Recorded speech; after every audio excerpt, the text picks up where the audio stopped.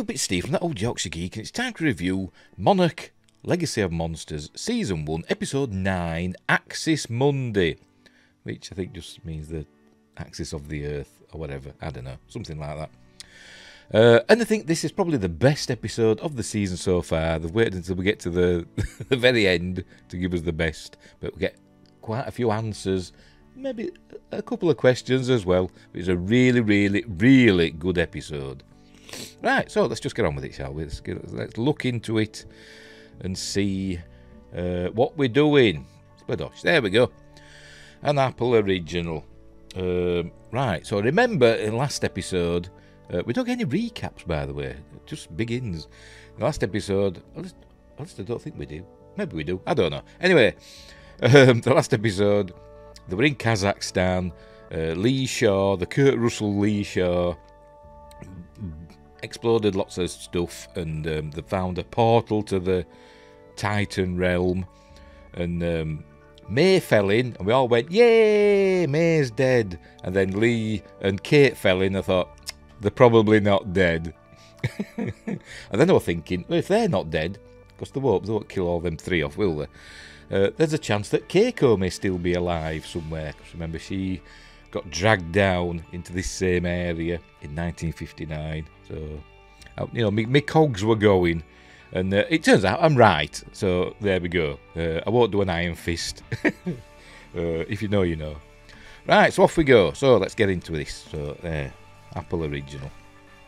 Right, we begin. It's 1962. I think they're in Kansas. I think it says. Hang on, let me check. It doesn't say. Hang on, I'm looking at the wrong place. No, it doesn't say. I think it says they're in Kansas. But anyway, maybe we'll hit the caption. We will see. This is young Hiroshi Randa. He's now called Randa. What were her name before? It was like Mira or something. Mura, wasn't it? Something like that. Remember, this is Keiko's son. We all thought he was Randa's kid, but it turns out no. She was married before, and so this is not Bill Randa's son. It's his adopted son, and he's taken the name Randa. So anyway, so we're in 1962. I think we're in Kansas. He's eating his breakfast, and they're going on a mission, and you think they're going a long way. He says, "Are you going a long way?" And he says, "It's hard to explain." Turns out, yes, he is going a long way, but not from here. As you can see, they're in some sort of trailer. So anyway, so Bill says, you know, he asks if, you know, Uncle Lee, he calls him Uncle Lee, when will he be back? He says, I'll let Uncle Lee explain. So he goes off to work. He tells him, we've got to go to work. So Lee tells him he's got to go and do, you know, cool army stuff, or secret army stuff. And he gives him his pocket knife, you know, to look after until he gets back. It's an old trope, but, you know, it works. So he's doing that. There you go. That's him giving the pocket knife. And says, right, you can give me that when I get back. Right, here we go. Monarch test site. Kansas. Yes, all right. 1962. So it's 3 years since they think they lost Keiko. You can see they're on some sort of farms, big silos, bales of hay. Lots of these, what do they call them? Is it Airstream trailers. Lots of those about, as you can see. Are they common in America? You know, because they got a lot for this episode. But anyway. So off they go. They're going to do this test. Here we go. We've got a thing there.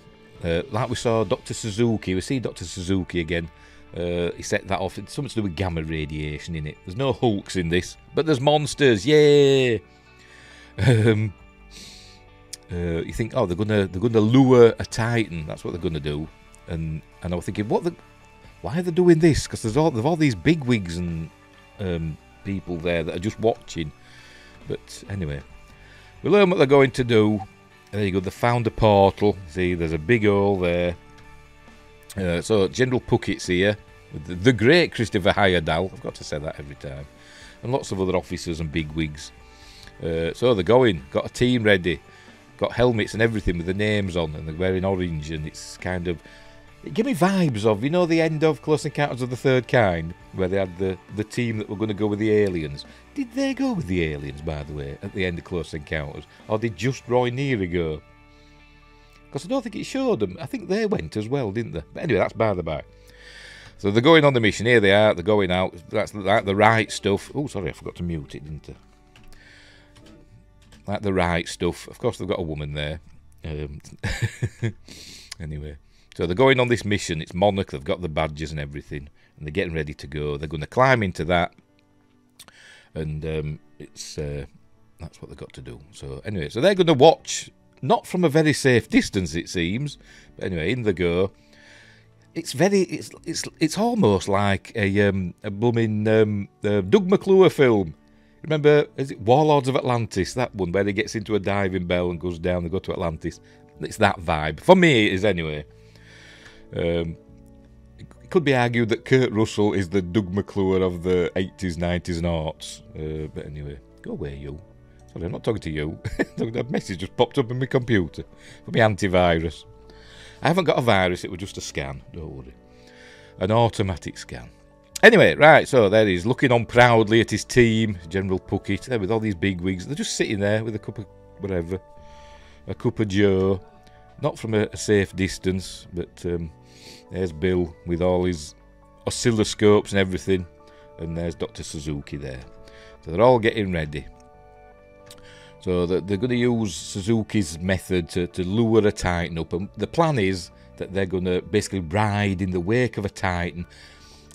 It doesn't really explain. They're going to lure a Titan up, or maybe part of the way up, I don't know, and they hope it's going to go straight back down again, and they're going to ride its wake back down into the wherever they live, wherever they come from.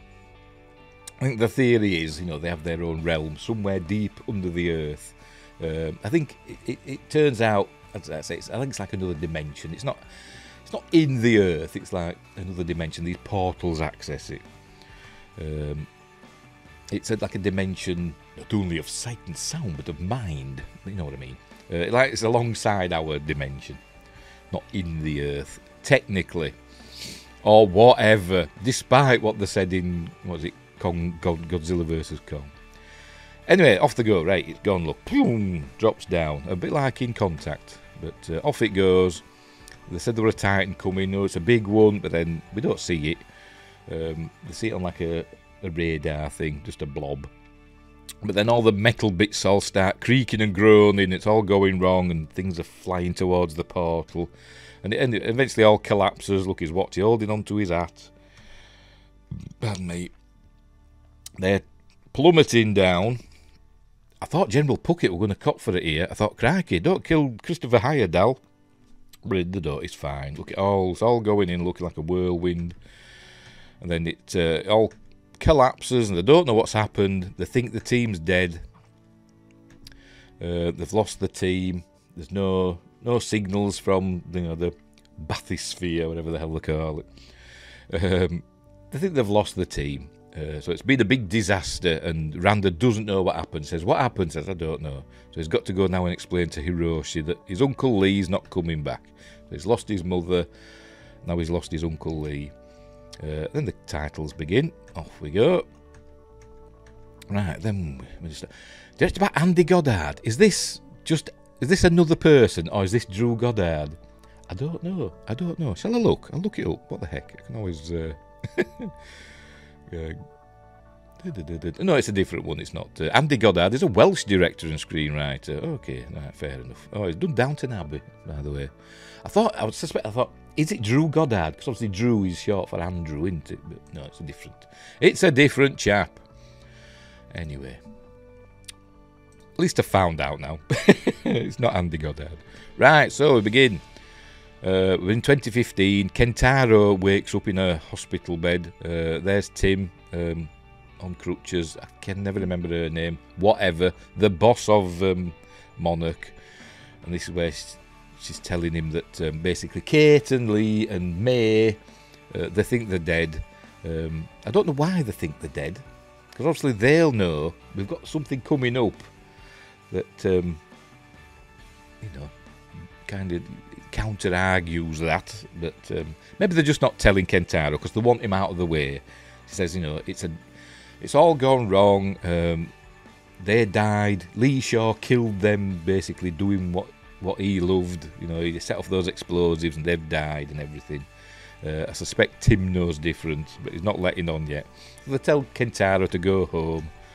Here we're seeing, I forgot her name, that French woman.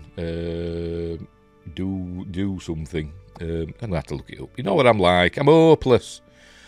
Duval. That's it. Duval. She pulls him out. Tim pulls Tim out, and but you know, all the rest have gone. So they're telling him they're dead. So there's his mum, who we learn later also worked for Monarch. But that's by the by.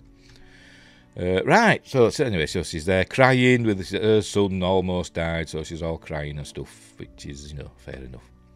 Which you would do. Right, then, now we know he's not dead. Here he is. Lee Shaw, old Lee Shaw, wakes up, and there he is. He's in the Titan realm now, in some sort of woodland with all sparkly bits going on. So he wakes up, and he's walking through the woods, calling out names. Because remember, he went down with Kate, so he's calling out Kate's name. Going past this, oh, you can't see it. Never mind. Thank goodness. I won't mention it then. So there's a tree that would look kind of phallic, but we'll skip past that bit. Then we see May's alive for the character, not the actress, you know. But you know, she's fine. Then all the ground starts sparking electricity and stuff, and Lee saves her. Pulls her out of the way just as though this electricity goes up into the sky. He says, "Got to follow me." So they're running through the woods and all this electric stuff. It's like in a game, where you've got to get through an area without stepping on certain parts. They've got to avoid the electricity, so it all starts blowing up like that. But they get through that bit, and Lee tells her, you know, Kate's around here somewhere, we've got to find her. And he says, well, what? She's asking what's going on, how do you know all this? And he says, I've been here before. So there we go. So they've got to go find Kate. So there you go, that's what they're doing. Going through this Canadian looking wood. It could be an episode of Stargate SG-1, couldn't it? Then we cut to, this is 1962 again, young Lee, Bill Rander. What they're trying to do is working out what went wrong, but then he gets called to General Puckett in the Monarch control room, and we learn that Monarch has had its funding pulled. So this is probably it now, isn't it, for Monarch? So this is 1962, they got the funding pulled. This is probably it until, is it 73 or 74? I can't remember. When Kong Skull Island happens, that's when it's like Monarch resurfaces again, isn't it? But anyway, so that's where we're learning that the fund is being pulled, and Bill's saying, well, how can we research and find out what went wrong, what happened, if they're not going to give us any money, if they're not going to back us, the government? And you know, Puckett says, well, there's nothing I can do about it, I'm sorry. And you get the feeling that he's genuinely sorry, because he did kind of have a soft spot for Lee Shaw, but you know, like the son he never had. Even maybe he did have a son, I don't know. But you get the feeling there was that kind of a relationship with him. They did get on, even though they did fall out occasionally. But anyway, so they don't know what's happened to him. Right, back in 2015. Oh, well, we don't know what year it is. It doesn't matter. It's Quantumania sort of thing. It's like the quantum realm that you're going to find out about. Right, then we see Lee Shaw, young Lee Shaw, Wyatt Russell with his massive chin, wakes up in some sort of tent. There we go. And I was immediately saying, as soon as we saw him in the other realm, I was saying, time doesn't work. I think I said this last week, didn't I? Time works differently in the Titan realm. And I said, I bet that's why he looks so well for supposed to be 91 years old or something, isn't he? Is Lee Shaw, the Kurt Russell Lee Shaw. And I thought, that's why. I was like, he reappeared 20 years later somehow. He got out 20 years later, but he didn't age, which is like why he looks so good for 90 years old. And that's exactly what's happened, because we find out in a bit that he's actually reappeared in 1982. So we've skipped a few years now, 20 years after. He's been gone for 20 years, but for him, it were only like, I don't know, a few hours a day. I don't know, it doesn't really say. So he's in this tent, and they're all looking after him, and they're all speaking Japanese. And this is, I don't know her name, but I think this is who becomes Hiroshi Randa's wife in Japan, Kentaro's mother, I think. I could be wrong. We learn that Lee won't eat. He's on a hunger strike, so she takes him a little Christmas tree cookie. But he kidnaps her. He grabs hold of her, and so he's getting out of bed, and he's grab hold of her and takes her hostage, and he's going down this corridor, this hospital. And he looks into a room. There's a colour TV with a shuttle taking off. It looks like an early shuttle flight, actually, probably the first or the second, because it's got a white tank, external fuel tank. I think only the first 2 flights they had the white one, then they went to the orange. But that's where we learn it's 1982. He's saying he wants to see Bill Randa. And then this chap arrives and he says, I can't because Bill Randa's dead. Remember, he died on Skull Island a decade earlier. Oh, excuse me. And so he's, it's Hiroshi, grown-up Hiroshi. He's got his knife. Says, you gave this to me to give back to you. So there we go. So he collapses in shock. And then Hiroshi goes to whatever her name is. I don't know. I can't remember. Let's have a look. Does it tell us? Emiko Randa goes up to her with a bunch of flowers, apologises for what happened, and I think this is how their relationship begins. I think she's going to be Kentaro's mother. But anyway, so there we go. So that's what's happening there. And we got to 2015, and she's taken Kentaro home, and she's mothering him, and he says, "Stop it, mother, give over. Don't know what I'm supposed to do." She's saying, "I'll get you your job back. I don't want my job back. Stop talking about work. I've got to find a way to find out what happened. Monarch doesn't want to help me and all that." So why did she just say, "I used to work for Monarch," because it's a Monarch facility that Lee's in 1982. I mean, fair enough, she's just a nurse, but technically she did work for Monarch. Anyway, so he's going to go and find out what happened to his sister. Well, I think we sometimes forget that Kate is his sister. Half sister, yeah, but still his sister. Then we cut to the Monarch control room, and it's got some popular music playing. I was thinking, why are they playing this? And then I was thinking, as it were playing, carrying on, I'm thinking, oh, hang on, I bet somebody's listening to it on headphones. And all right, it's she was listening to it. I don't know who it is. Popular music. She realises something. She's been analysing the gamma ray emissions from the portals and stuff, and she finds that there's a signal. There we go. A repeating signal. So somebody's sending them a message from the Titan realm. Don't ask me how that works. I don't know. If time's different, I don't know. But anyway. Then we're back in 62. Hiroshi's gone to see Lee. And this is where he finds out, well, he found out before that it's 20 years later, and they don't know. He says, why are they keeping me here like a prisoner? He says, well, we don't know. He could have something, he could have an infection, or he could have radiation, or something, they don't know. And he says, oh, I could be a Russian plant, because he's, it's Cold War and all that. But obviously they don't really believe that.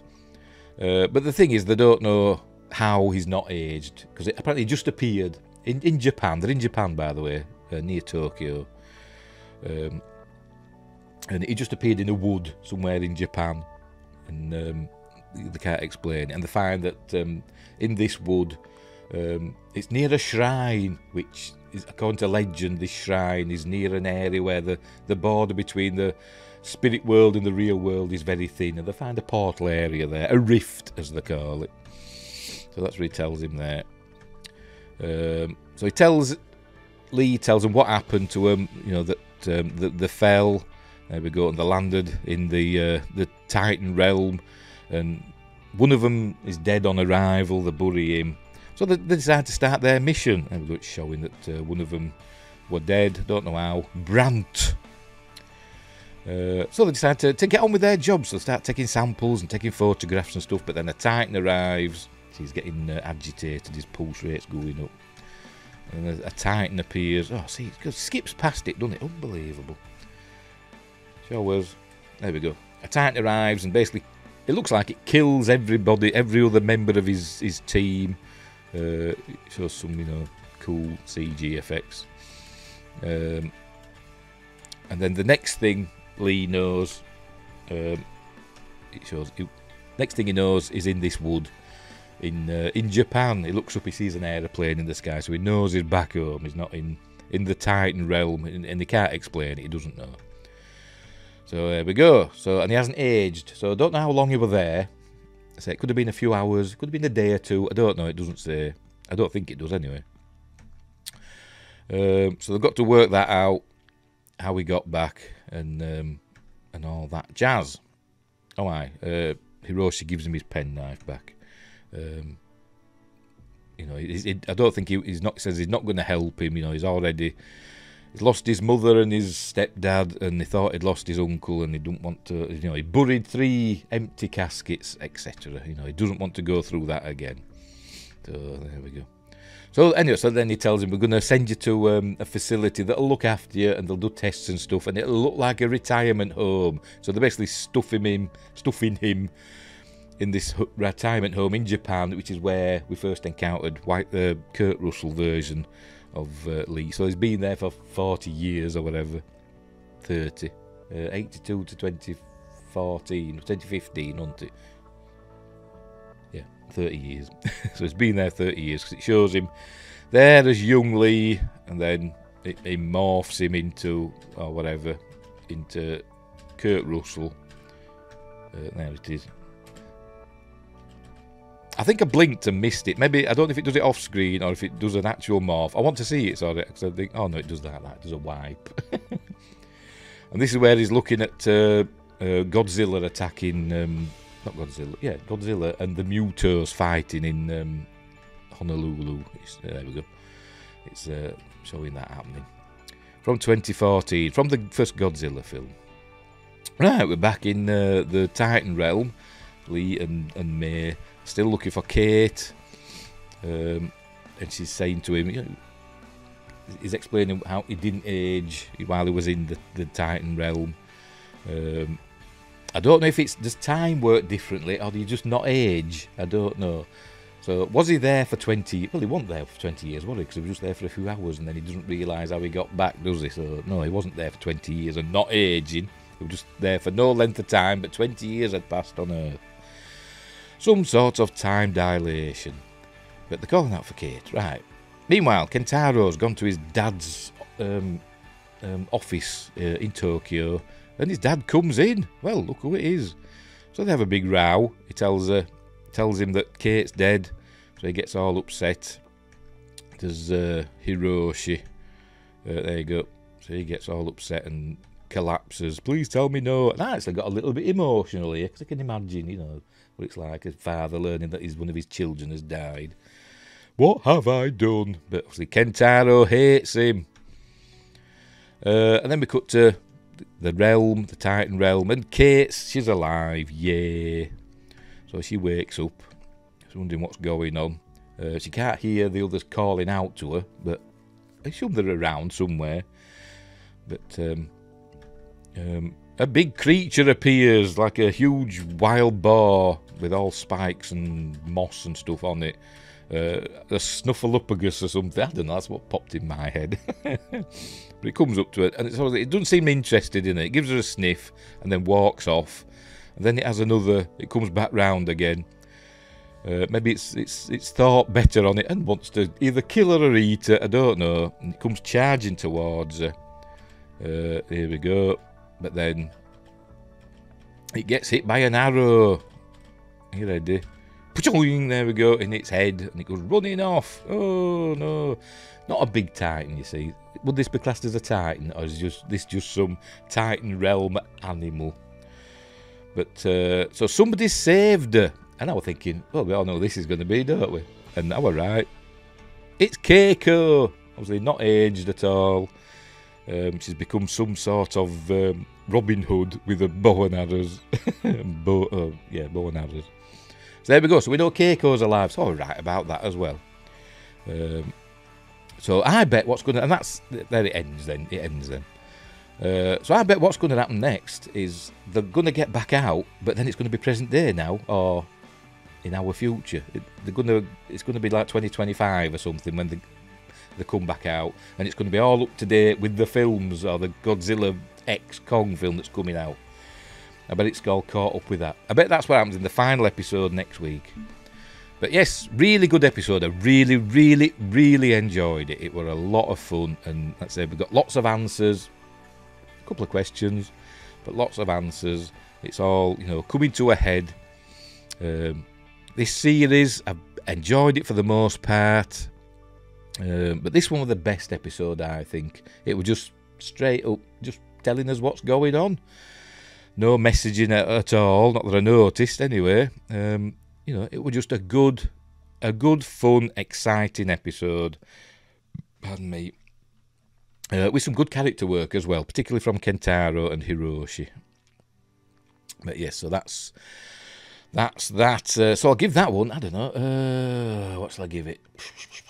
It didn't have a proper tightening, really, so I'm not going to give it a 10 or even a 9. I'm going to give it an 8.5 out of 10 for this one. But yeah, probably the best episode so far, to be completely honest, in my opinion, even though there were no real tightening in it. We saw a snuffleupagus or whatever, a wild boar creature, but you know, no, whatever.